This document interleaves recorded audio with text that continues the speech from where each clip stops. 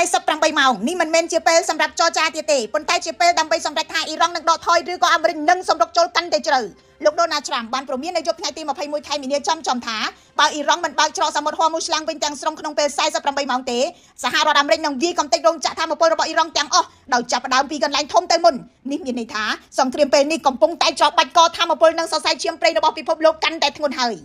សាររបស់ត្រាំមិនមែនមកទៅទេនៅលើសមុទ្រក្បែរច្រកហ័រមូសអាមេរិកបានចាប់ផ្ដើមបើកប្រតិបត្តិការហើយ American Nation បានរាយការណ៍ថាយន្តហោះកំណាច A-10 រហ័សនាមជ្រូកព្រៃរបស់អាមេរិកកំពុងប្រមាញ់នាវាល្បឿនលឿនរបស់អ៊ីរ៉ង់នៅតំបន់នោះជ្រូកព្រៃ A-10 មិនដូច F-16 ឬក៏ F-35 ទេយន្តហោះចម្បាំងល្បីខាងហោះខ្ពស់វាយលឿនដកថយក៏លឿនតែ A-10 ពិសេសត្រង់អាចហោះទាបហោះយឺតនិងអាចសំកាំងលើអាកាសរាប់សិបម៉ោងដើម្បីចាំឆ្មក់វាយគោលដៅតូចៗដូចជាទូកល្បឿនលឿនក្រុមដាក់មានសមុទ្រនិងកំទេចទីតាំងមីស៊ីល drone និងប្រព័ន្ធឃ្លាំមើលរបស់អ៊ីរ៉ង់នៅតាមឆ្នេរដើម្បីបើកផ្លូវឲ្យអាមេរិកសម្រេចកិច្ចការធំជ្រូកព្រៃនេះកាន់តែគួរឲ្យខ្លាចព្រោះវាមានកាំភ្លើង 30 មីលីម៉ែត្រ GAU-8A Avenger ដែលល្បីថាបាញ់លឿនដូចព្យុះ American Nation រាយការណ៍ទៀតថាជ្រូកព្រៃ A-10 នឹងផ្ដល់ជំនួយទៅដល់កងម៉ារីនអាមេរិក 2200 នាក់ដែលកំពុងធ្វើដំណើរពីជប៉ុនដែលសង្ស័យថាដើម្បីត្រៀមវាយគ្រប់គ្រងហ័រមូសតាមជើងគោកតែអ៊ីរ៉ង់នឹងទម្លាក់លំពេងព្រមបើកច្រកហ័រមូសវិញដែរទេមិនមានសញ្ញាបែបនេះទេពីទីក្រុងតេរ៉ង់ផ្ទុយទៅវិញមានមន្ត្រីអ៊ីរ៉ង់លើកយោបល់ឲ្យដាក់កម្រៃឆ្លងកាត់លើនាវាដែលប្រើច្រកហ័រមូសទៀតផងនេះបង្ហាញថាចំពោះអ៊ីរ៉ង់ច្រកនេះគឺជាអាវុធនយោបាយផងនិងអាវុធសេដ្ឋកិច្ចផង